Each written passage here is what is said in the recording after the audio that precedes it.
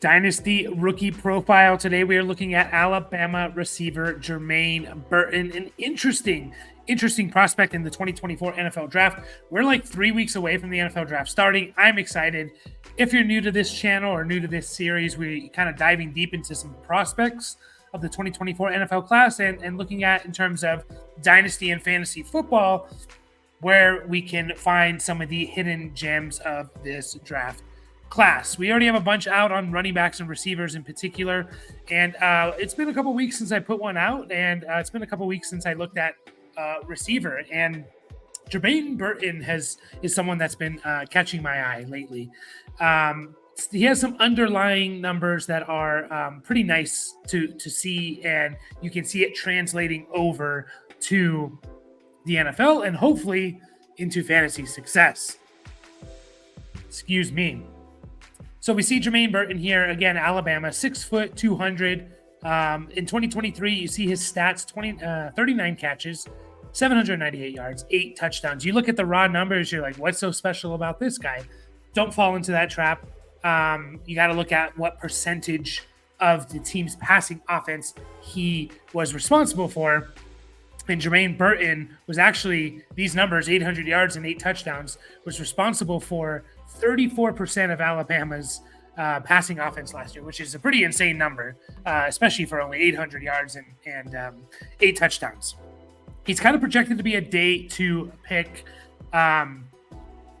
So I've seen anywhere from a second to a third rounder, which is good draft capital. Again, we're looking at some of the deeper guys that are going to be going in the second, third, or fourth round of your dynasty rookie drafts. We're at that point anyways, looking at these guys. We know Rome Odunze is awesome. Marvin Harrison Jr. is awesome. Those guys are awesome.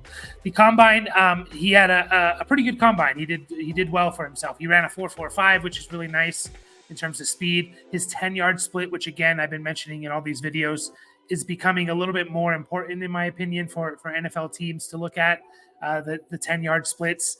How fast are you? What's your initial burst? How fast are you within the first 10 yards? Because honestly, except for a guy like Jermaine Burton, who did run a lot of 40-yard, he's running 40 yards a lot. Most routes are run 10 yards or less from the line of scrimmage. We're not running 40-yard routes very often. So 10-yard splits, 1.53. That is a really good number for Jermaine Burton, I believe.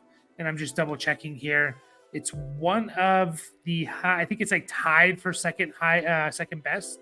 So really good initial burst, which you see on film. And then the broad jump, which again, broad jump is related. It does correlate a little bit to fantasy success and success as a wide receiver in the NFL.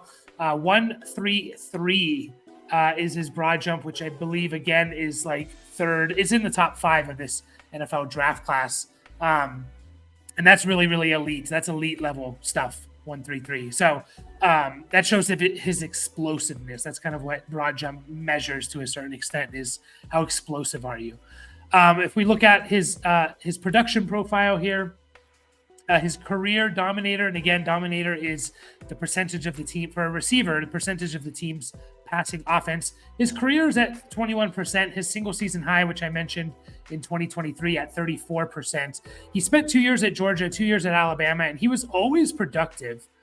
He never had a season under 14%, which is pretty good. Only one season above 20%. 20% is kind of the number we want to see. Are you responsible for 20% of your team's passing offense? Breakout age is actually the first season, how old you were for the first season that you put up 20% or more of the team's passing offense. And he was 21. So a little bit high on the breakout age. I put 21. He's actually 23. I'm sorry. So that is very high for a breakout age. We want to generally see this number at 20 or younger. 23, which again, I mistyped here. 23 is pretty young, pretty old. We want to see guys, if you go back and look, which I did, all the fantasy relevant receivers since 2010, there's only like, I think 8 players who had a breakout age of like 22 or older, or 23 or older. So there's not many guys. Most guys are breaking out at 20, 19, 18. It's much more impressive to see an 18-year-old dominating in college than it is a 23-year-old who's been in college for 5 years. Now, what I will say about Jermaine Burton and for a lot of these guys is the first year was COVID related. So you got to keep that in mind. His first year at Georgia was the COVID season. So that definitely affected some things. He was always producing something. Again, 16% dominator his first year as a freshman, 14%, 19%, 34%. So his career dominator is at over 20%, which is, again, what we want to see. And then a PFF receiving grade of 82 is a pretty solid number to have as well.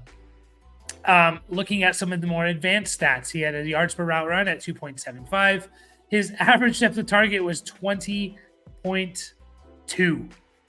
That's insane. We're not talking about yards per catch, yards per reception, which you do see get north of 20 sometimes in the NFL. You know, George Pickens had 18 something last year.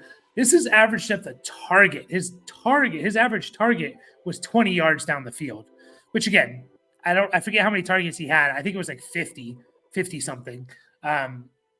He only had 39 catches. So obviously a low sample size, but average depth of target at 20.2. And this is going to be a big question mark with Jermaine Burton, in my opinion, which we'll get to in just a second. Drop rate at 0%. He literally didn't drop a catchable pass, which is fantastic. Yards after catch per reception at 3.4. Again, when you're a deep threat, your yards after catch isn't that large, because either you're getting tackled right away or you're in the end zone. Contested catch percentage at 56.3. That is really, really good. We definitely want to see contested catch percentage north of 50%, especially if you're going to be having a lot of contested catches, which as a deep threat, you can, unless you're just super, super fast, but you generally have, you tend to have a little bit more contested catches when you're more of a deep threat, just because, you know, guys keep up with you and things like that. And then contested target percentage. This is a number that I'm really looking at more this year to see if it translates to fantasy success, is how many of your targets are contested. Because when this number is low, and what I mean by low is like under 15%, that kind of shows to me there's one of two things. One, you're getting a lot of behind the line of scrimmage passes because you can't really contest those catches, or your route running is really, really good and you're getting open. You know, a guy like Xavier Worthy, Ricky Pearsall, these guys have very low contested target percentages, because to me it's because of their route running and their ability to get open and cut in and out of routes. So his is at 19%. You know, we want to see it under 15 to be like antenna up. You know, anything under 20 is fine. Anything over 20 starting to get a little concerning. And then last thing here, or a couple last things, we see his position snap breakdown. You know, he played mostly out wide, but he did play in the slot. So I think he can be a field stretcher in the slot. And then yards per route run by scheme, man versus zone. Again, looking more into this recently, the NFL is changing. You're playing a lot of two deep safeties, cover 2, cover 4, because you don't want to get burned deep. You have these great quarterbacks, Josh Allen, Patrick Mahomes, these guys.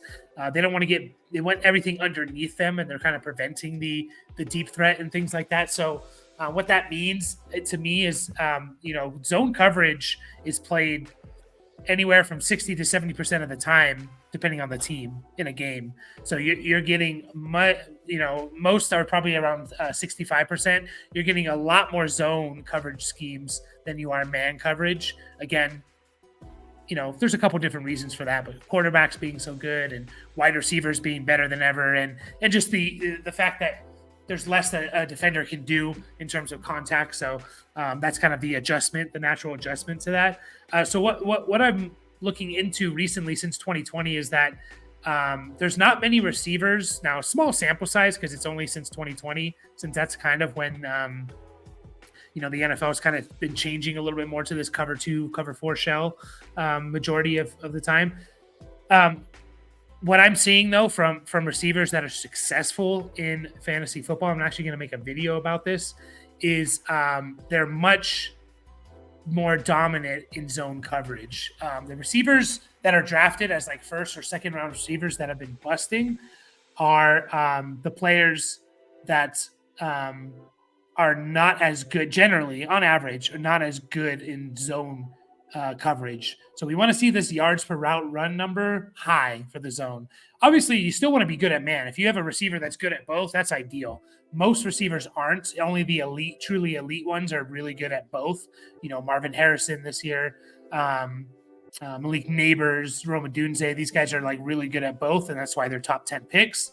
But if we had to choose one, we want to see the zone coverage higher, and anything above 3 is like really, really good. So I love to see Jermaine Burton dominating zone coverage, and he's not great at man coverage in terms of his yards per route run, but also when you're talking about how many routes did he actually run? Probably not as much at Alabama. So Jermaine Burton's a very, very interesting receiver to me in terms of what I see on tape. Obviously his impressive ability to make downfield catches. What I like about guys like Jermaine Burton is, to me, he comes in and he has a role in an NFL offense. He's a field stretcher at worst.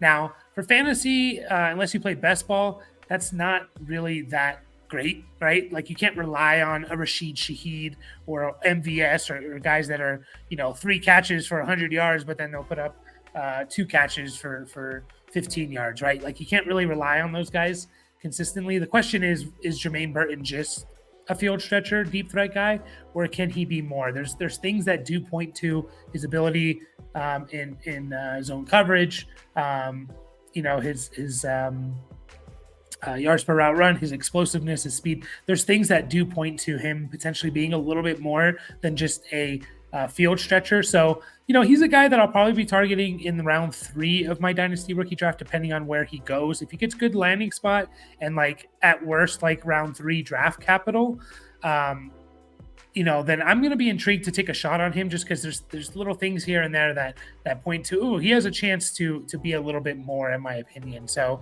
that's the biggest question, though. This, unfortunately, even at Georgia, this is how he was being used. His yards per reception in Georgia never fell below 15. His entire college career, his yards per reception never fell below 15. So is that just because that's how they use them at the school, or that's all he can do? That's going to be the big question. I think a lot will be said. I don't think teams are going to take a guy like that in the 2nd or early 3rd round. Mid to late, they might, just because it does fill a role for a team. And again, I'm repeating myself, but that's what I like about someone like Jermaine Burton, is he's going to get on the field because he has that role. Now, will he be more? We'll see. We will see. But a guy to keep in mind when you're in your dynasty rookie drafts in the mid to late 3rd round, or even in the 4th round. Okay, there's some positives here that I can build on. So that's all I have for you guys in today's video. As always, like and subscribe. We'll be putting out more of these as we approach the draft in about 3 weeks. So hopefully you guys enjoyed it, and we'll catch you guys then.